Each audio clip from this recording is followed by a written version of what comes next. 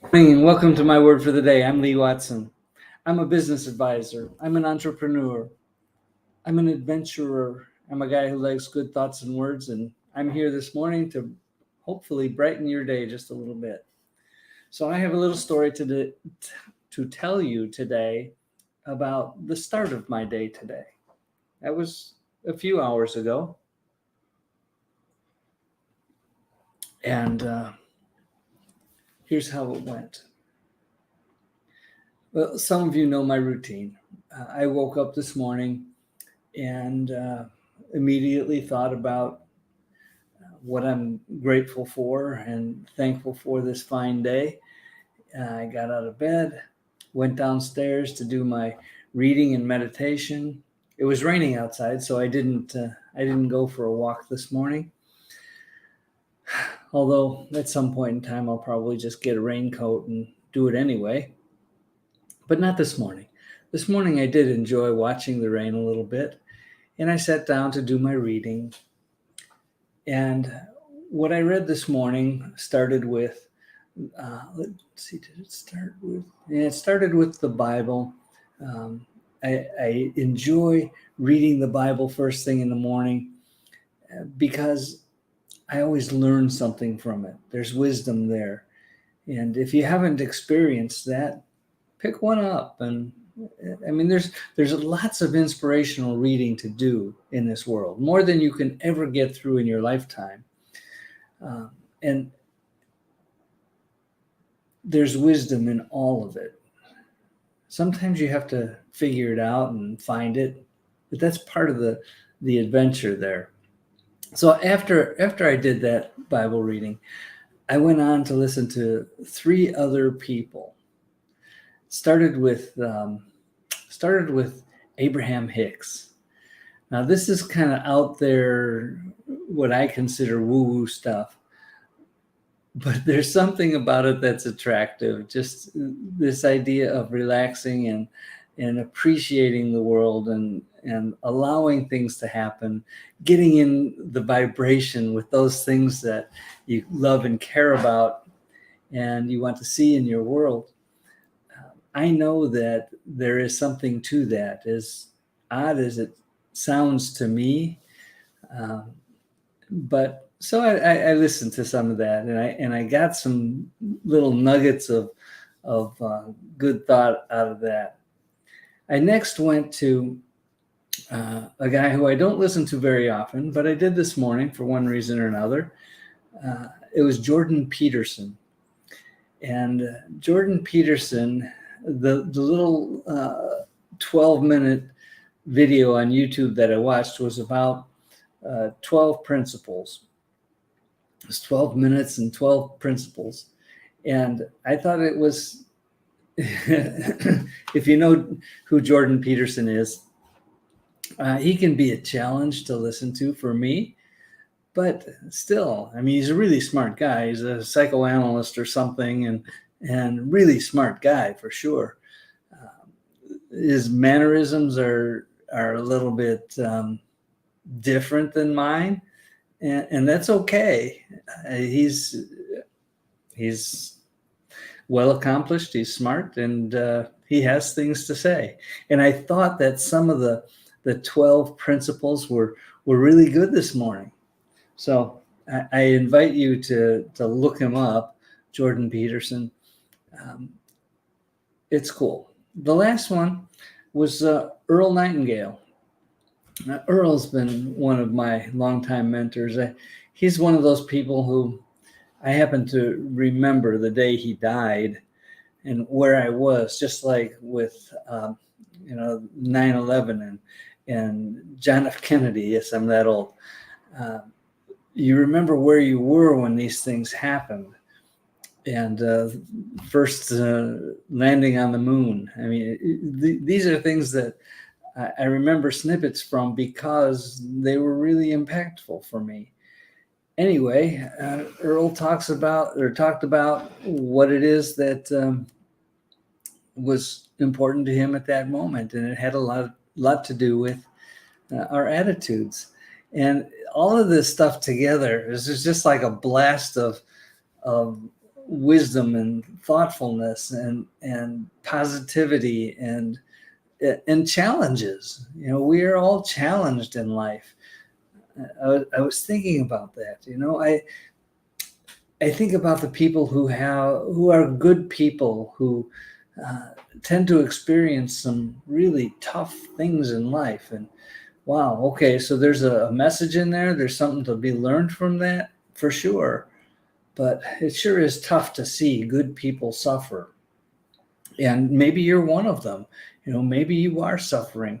And if that's the case, I'd love to talk to you, because there are some things that I've learned that we can do every day, hopefully, every day. I have to back up just a second, because I remember it was just yesterday that I talked about the previous few days where I just had a really difficult time. My attitude wasn't right. My actions weren't right, and I suffered for it, and the people around me suffered for it. So all that serves to remind me just how important my attitude is, and how important it is to spread things like love and joy and peace and patience and kindness and goodness and all the things in life that help people. And that's who I want to be. I want to be a person who helps people. And so that's how my day started. And it was a wonderful thing. I got to talk to my wife for a couple of minutes, and she has a very different life from mine. She is a caretaker to a number of family members right now, and she's so good at it. She's kind and patient and understanding, and she listens and she helps, and she changes diapers, and she does all those things for people in our family who need that help. And if you're one of those caretakers, I applaud you for your efforts. If you're taking care of kids or old people or sick people or whatever, I believe that special things will happen for you as a result. It's not why we do these things, but it's really the right thing to do. And I hope you realize that, and I hope that you benefit from that. It has been, for me, so far today, just a really enjoyable day. And I wish I could just give that to you and just will it to you somehow. But here's what I can tell you. Your attitude, your thoughts matter all the time. If you are experiencing some tough times, like I did a few days ago, if you're experiencing that, it is definitely connected to the way you're thinking. And the good news, the really good news, in fact, the fantastic news, is that you can control that. You can guide your thoughts into thoughts that are more peaceful and loving and kind. And I mean, it takes some effort, for sure. It's not always easy to do that, but it's worth it. It really is. The world steps up to help those who want to make that difference. And I have experienced that firsthand, and it's wonderful. And if you want to know more about it, I mean, I'm a business advisor, and I do things for people who are wanting to start businesses and all that kind of stuff. But one of the things that I do is I have a calendar that allows me to take phone calls, 15-minute calls, usually on Zoom, for people who just want to say something about something. Maybe it's something I said. Maybe they don't understand how it is that you can choose your thoughts. How it is that learning and understanding the virtues. And there's so many virtues. I have a deck of 100 virtues here from the Virtues Project. They're just good thoughts and words, and we can use them to improve our vibration in the world, to increase our positivity. And when we do that, we affect other people in a positive way. When we're down, and often when we're down, we don't realize it right away, but that drags people down with us. I mean, it's not a nice thing to do. And it doesn't help us. It doesn't help them. It doesn't help anyone. Realize when you're in a negative vibration that you are in a negative vibration. And if that's the case, and you're just not sure what to do about it, let me know. Contact me at businessbeyondnumbers.com/contact, or send me a message, reply in the comments here, or direct message me, whatever it is that you want to do. I'm here to help. Oh gosh, I've gone over time already. I felt like I just started. Well, I hope you got something out of my experience this morning. I hope you got the idea that our thoughts are things. And it was Napoleon Hill who said that we become what we think about. In fact, there were several people before him who said the same thing. And it is true. We do tend to become the person that our thoughts accumulate and become. We are beings that are mostly thought. And a little bit of it is our physical experience here on Earth, which doesn't last very long. You know, if we go 100 years, we're lucky. And during that time, we'll have lots of thoughts. And if we make them good ones, if we make them thoughts to help the world, awesome. There's a chance for us.